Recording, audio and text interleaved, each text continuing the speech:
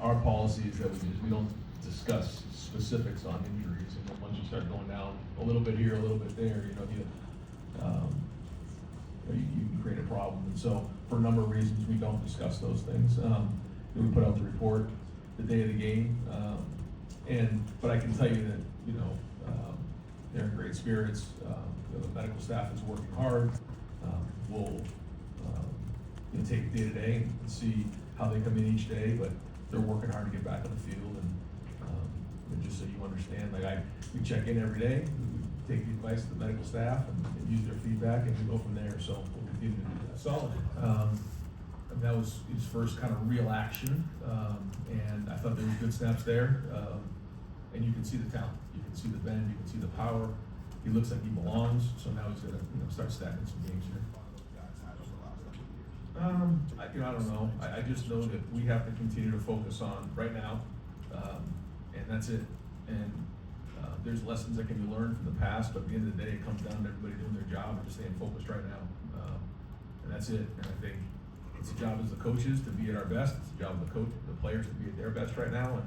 And we'll use what's happened in the past as learning lessons, but at the end of the day, the majority of that stuff doesn't have an effect on this team in particular. Everyone, this team is unique.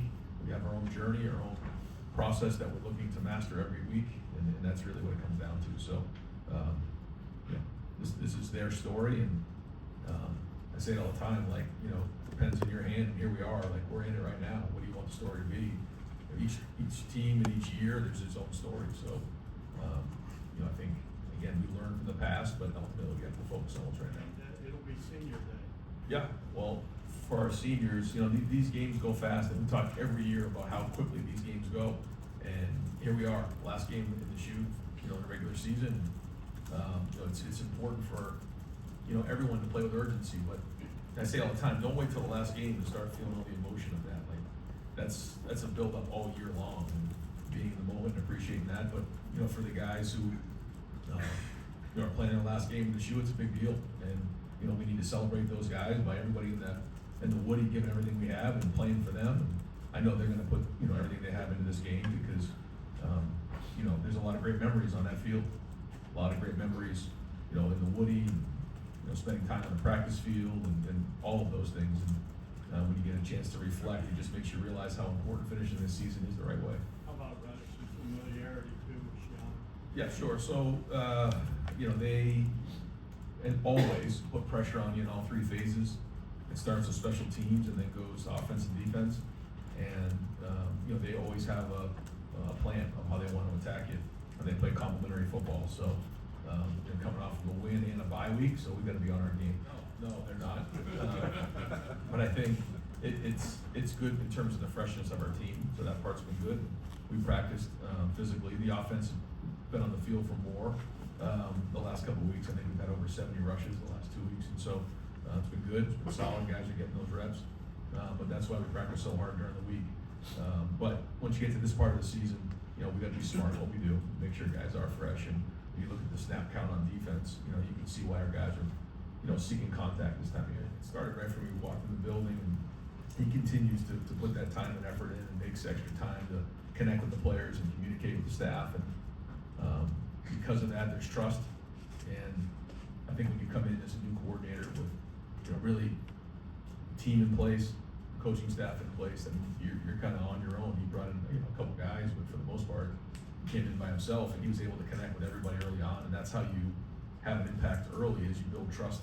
And there's only one way to do that. That's spend time with your guys, and he's done that. And so I think we've seen preparation. You've seen some confidence on the field. You've seen guys when again, there hasn't been a whole lot of adversity this year, but when it has hit, there's been guys who get to the sideline, solve the problem, and get it fixed quickly, get back on the field without panic. I think that's because they know when they turn to him and they turn to the coaching staff, they're going to give him answers on what exactly happened, and I think they'll get it fixed. Not to say there wasn't that same trust in the field last year, but do you sense a different vibe or feel with Patricia in this group as maybe last year's group? Every year is different. Yeah, just the personality is different. We lost a whole lot of personalities on defense last year, and a whole lot of production, and a whole new group of guys came in, and so because there was just so much movement between, the players, the coordinator, it was just a totally different, feel and dynamic, but all within the culture of our program. So again, I don't know how to compare it other than it's just different meetings during bye weeks and communicate with, guys and, their sphere of influence and, try to help them the best they can to prepare them so it doesn't all just come at them at the end of the year. So, they can stay focused on what matters most, and that's what's playing. But right now, it's all about football. Well, they put a ton of pressure on you, and and that's felt by everybody. I think when you look at even last week when we put some pressure at the end of the half, the punter could obviously feel that and didn't maybe kick it exactly how he wanted, which led to, I think, the fact that the ball was blocked. So that's why the punt was blocked. So I think it's a mindset that they're going to apply pressure, and that's their philosophy. Everyone has their own philosophy, and they do a great job of it. I think those guys give great effort, and so we're going to be on our game. Everything going on impacted your ability to evaluate seniors now?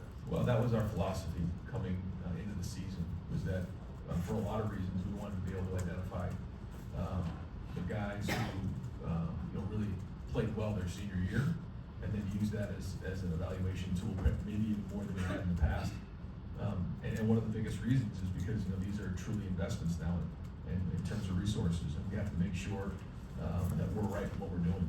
These decisions are more and more important. So the more information you have, certainly it helps make every decision clearer, and that's what we're looking to do. So as many times as we can evaluate a recruit, and figure out if this is somebody who's going to work here, because it's not about winning signing day. It's about them coming here and having success. If they have success, we have success. If they fail, we fail. And so this is a relationship that has to be on both ends. And we also want to make sure that there's guys that fit our culture and want to be here. So all those things come into play when you're looking to sustain a certain level over a period of time. Do you think you've been helped by the fluidity of the sport right now? I think it's just the way that it is in terms of, like you said, the NIL, obviously there's been coaching changes, and we're trying to adapt every year and do what's best for that year. It's you have to look at it, from a wider lens, but then every once in a while you got to look and see, okay, here are the changes that are going on. There's one transfer portal. All those things are taken into consideration. You look at, how some of the guys are playing. Are there guys who are going to go to the NFL and leave early now? Maybe we didn't know if they were going to before the season. So we try to adapt the best we can, and then predict the best we can to forecast what it's going to look like. And that's what roster management's all about right now. So I know stability is more important than ever right now, and we have to make sure we're doing our part to bring in the right people. I don't know how to compare the previous teams, but they're very businesslike. Good look in their eye when they come in the building. Good look in their eye on the sideline before the game, when they're in the game. I think they know how serious this is, our obligation to do our job, and I think it's all about the process and doing a great job from Sunday all the way to Saturday. And if we can focus on that part of it and not the result, not the opponent, then we'll have a chance to continue to build. Because if you keep getting better at your process and then you keep using the game as feedback, when you get to the end of the season, you're going to do the same thing that week. That's it. We're not going to change. And so we're trying to master that the best we can here and stay focused and stay locked in. And that's it. All the other stuff doesn't matter. It's about how do I focus on doing my job and doing my part on the team, and keeping all the distractions out of the way, because we know they're out there, and we can't be naive to that. So, but it's one thing to say, it's another thing for guys to listen and buy in, and right now they are. But knowing what's going on in the minds of our players is critical, and then having ownership, knowing that they're being heard, I think does make a difference. They understand the hierarchy, they know how it works, but it's also good to be heard and challenged, and as a coach, it's okay to concede a point. I think you can't let your ego get in the way. You got to do what's best for the organization. So if you're a rep on get fewer reps, how do you see this playing out? I think a part of it is like the season, and then a part of it would be how you practice during the week, and then where somebody is within their season. So we get a lot of good information from sports science, great information, And then two, you know, looking out for what's best for our guys. And that's really, you know, the best I can say it. But there's always a lot of variables and a lot that goes into every situation. And so we try to do the best we can, again, to communicate and do what's best for our guys. Depends on what, you know, soreness guys have or what injuries maybe they are, and what position. I think all those things come into consideration. Like you said, like, you know, on a day like today, that we're gonna have good on good. We're gonna have scout periods. We're gonna have indie periods. I mean, I thought there was a lot of physicality. I see Carson in there, 9 knockdowns in the game. I mean, it's hard to knock the trash can down 9 times. You know, like that's a heck of a job. I thought guys were finishing downfield. There's some clips of guys finishing people out of bounds. Running backs are running through contact. People are finishing. It was a good Sunday to watch effort and physicality and fundamentals, because we know that's going to matter in the end. 83%, Yeah, there was some 83% for sure. Again, I don't want to get into it all, but yeah. And some of those guys are in the O-line, which, you know, there's nowhere to hide in the offensive line unless maybe there's a naked or a quick screen or something like that. But other than that, like, you're graded to a high level. And Coach Bowen is very particular and critiques those guys at a high level. And so there were some guys that graded out, which is not easy to do. So credit to them in their preparation, and now we got to do it again. from the standpoint of what just has changed about your demeanor that's carrying through? Oh, I don't know. Yeah, I don't know. You know, it's every year, every game, you learn, you try to grow, you try to get better, you try to recognize the things that need to get done to do your job. We all have an obligation, and yeah, I mean, just surround yourself with great people and go as hard as you possibly can and push, and that's it.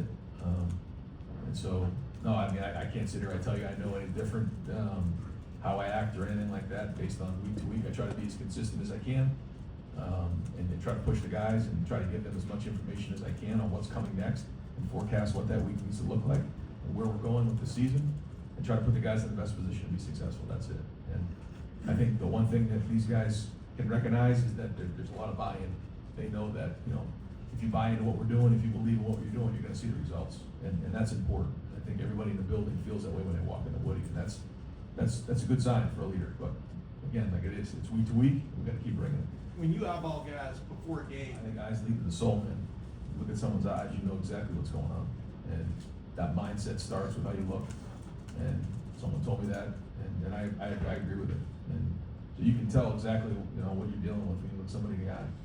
And, you know, I watch a sideline, I watch the TV copies, I watch everything just to see what the look in everybody's eye is. And I think when you look at our guys, there's a certain business about them, and that's the way we're gonna play the game. Coach, thank you. Thanks, Brian.